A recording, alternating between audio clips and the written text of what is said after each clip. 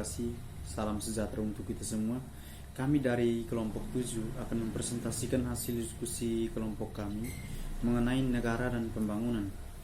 Yang pertama, memperdebat kembali peran negara. Diskusi mengenai peran negara atau diskusi tentang arti penting negara itu sendiri di era sekarang tidak bisa dilepaskan dari arus besar globalisasi dunia. Sebagaimana dikemukakan oleh salah seorang pendukung utama pandangan hiperglobalis, Kenichi Omae, negara tidak lebih sebagai the artifact of the 18 years and 19 years centuries, atau yang disebut dengan batu peninggalan abad ke-18 dan abad ke-19. Namun satu kenyataan yang kita hadapi sekarang jauh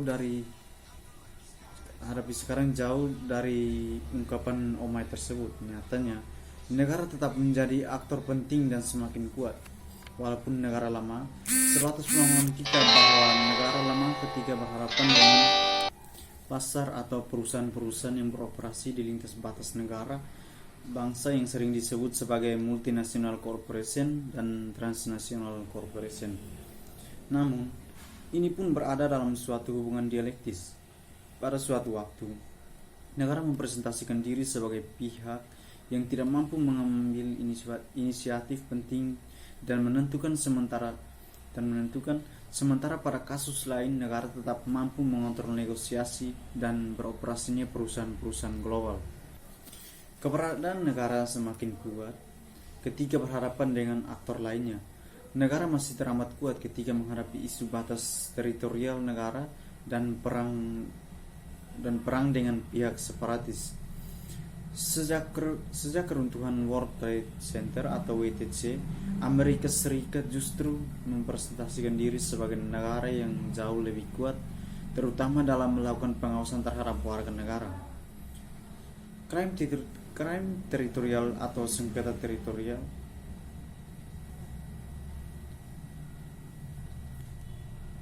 ketegangan yang terjadi di kawasan Asia Timur melibatkan Jepang, Cina, Taiwan, Vietnam, dan juga Filipina menjadi contoh kasus paling kontemporer menguatnya ketegangan di antara negara, sekaligus mencerminkan bahwa negara tetap menjadi aktor kuat dalam politik internasional. Demikian pula, sejarah menunjukkan bahwa perjanjian-perjanjian internasional mengenai integrasi pasar bebas kawasan dimotori oleh negara dan bukannya oleh aktor-aktor perusahaan multinasional. Dan perusahaan-perusahaan multinasional semakin besar, tetapi keberadaannya sangat tergantung pada regulasi-regulasi negara. Tetapi bagaimanapun para pemimpin politik di seluruh dunia menghadapi pemilihan umum dan kebutuhan yang sangat kuat akan legitimasi dan dukungan rakyat. Hal ini membuat para pemimpin negara tidak serta-merta menghanguskan diri dalam kekuatan pasar bebas, meskipun tak sedikit pemimpin bodoh yang melakukan hal itu. Namun sebagian besar di antara mereka tetap akan berjuang demi legitimasi dan dukungan politik dalam negeri. Oleh karena itu, negara tidak akan pernah lenyap, karena sebesar apapun perusahaan multinasional tidak akan pernah mempunyai kemampuan melenyapkan negara. Negara mungkin akan mengalami evolusi, tetapi ia akan selalu menjadi entitas politik yang kuat. Berikut, Ronen Palan dan Jason Abbott telah memperlihatkan bagaimana negara-negara berusaha sekuat tenaga untuk menyusun strategi yang tepat guna menghadapi aktor-aktor global. Dan di sini ada 7 strategi yang mereka kemukakan, yakni yang pertama, negara satu bergabung dengan negara lain dan membangun sebuah kelompok regional. Yang kedua, mengembangkan model developmental state. Dan yang ketiga, mengembangkan modus demokrasi sosial dalam usahanya mengintegrasikan diri dalam ekonomi dunia. Dan yang keempat, beberapa negara berusaha untuk mendominasi ekonomi regional bahkan ekonomi dunia untuk melaksanakan hegemoni. Dan yang kelima, negara miskin dan lemah memanfaatkan tenaga murah yang melimpah untuk menarik modal asing. Dan yang keenam, mereka akan mencari niches yang bersifat parasit di pasar dunia seperti tax havers. Dan yang ketujuh, mereka sama sekali mungkin tidak dapat ikut dalam kompetisi global akibat himpitan struktur. Berikut, dalam konteks pembangunan, kritik itu menyadarkan kita pada arti penting negara dalam pembangunan. Kiranya orientasi pembangunan seperti apa telah didiskusikan pada bab sebelumnya. Kini sudah berikutnya adalah bagaimana orientasi pembangunan ideal itu bisa dicapai. Di sini perlu peran negara dan pasar dalam posisi yang saling melengkapi. Bagaimanapun, negara merupakan satu-satunya institusi yang dapat berfungsi untuk menangkal krisis ekonomi yang dihadapi oleh negara dengan membatasi distorsi pasar dan meniadakan ketidakstabilan yang melekat dalam sistem pasar. Dalam konteks ini, negara menjaga agar kebebasan pasar dan tingkat integrasi ekonomi nasional dengan ekonomi internasional bersifat relatif, disesuaikan dengan situasi, kondisi, dan tempat tertentu.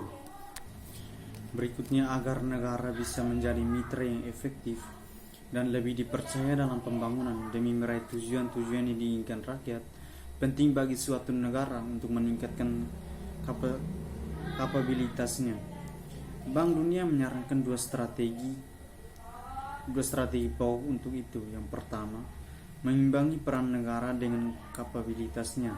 Sebuah negara mempunyai kapabilitas yang lebih besar dapat menjadi negara yang makin efektif. Dan yang kedua itu, meningkatkan kapabilitas negara dengan menyegarkan kembali lembaga-lembaga publik. Yang kedua, tujuan-tujuan negara. Bagi Plato, negara yang baik adalah negara yang merealisasikan keadilan, artinya yang ditata secara selaras dan seimbang dan dipimpin dengan berorientasi pada ide metafisik kebaikan. Bagi Aristoteles, tujuan negara adalah menunjang kebahagiaan masyarakat. Sementara pemikiran religius lainnya, Thomas Aquinas, menyatakan bahwa negara adalah lembaga kesosialan manusia paling luas yang berfungsi untuk menjamin negara manusia dapat memenuhi kebutuhan-kebutuhan yang melampaui kemampuan lingkungan-lingkungan sosial yang lebih kecil seperti keluarga atau desa atau kota. Pendirian setiap negara biasanya mengandung tujuan filosofis dan hakiki. Di Indonesia, sebagaimana dilihat dalam pembukaan Undang-Undang Dasar 1945, tujuan pendirian negara adalah untuk membentuk suatu pemerintahan negara Indonesia yang melindungi segenap bangsa Indonesia dan seluruh tumpah darah Indonesia, dan untuk memajukan kesejahteraan umum, mencerdaskan kehidupan bangsa, dan ikut serta melaksanakan ketertiban dunia yang berdasarkan kemerdekaan, perdamaian abadi, dan keadilan sosial. Semua fungsi negara dapat dikembalikan pada satu fungsi formal. Negara mempermaklumkan, menerapkan, dan menjamin seperlunya secara memaksa memberlakukan aturan-aturan kelakuan bagi seluruh masyarakat. Ada 4 prinsip orientasi bagi negara. Yang pertama ada kesamaan, pengakuan atas kesamaan manusia sebagai manusia dan warga negara sebagai warga negara. Yang kedua, kebebasan, penolakan atas kesewenangan kekuasaan. Yang ketiga, solidaritas, kesediaan berkorban dengan bangsa dan negara serta rasa tanggung jawab satu terhadap yang lain. Yang keempat, ada manfaat, negara ada demi kepentingan masyarakat. Kemudian, agar negara-negara dapat melaksanakan tugasnya berdasarkan keempat prinsip itu, diperlukan prinsip lain, yakni subsidiaritas. Prinsip subsidiaritas ini dengan demikian mengatasi suatu pemahaman negara yang sangat sentralistik dan kuat atau negara yang mengarah ke sistem totaliter. Baik, saya akan menjelaskan tentang negara pembangunan dan negara demokrasi. Negara pembangunan didefinisikan sebagai strategi pembangunan di mana negara menjadi inisiator maupun koordinator pembangunan. Sedangkan negara pembangunan demokrasi bisa dilihat sebagai usaha untuk memberikan respon atas tuntutan politik pada satu sisi dan liberalisasi pasar di sisi lain.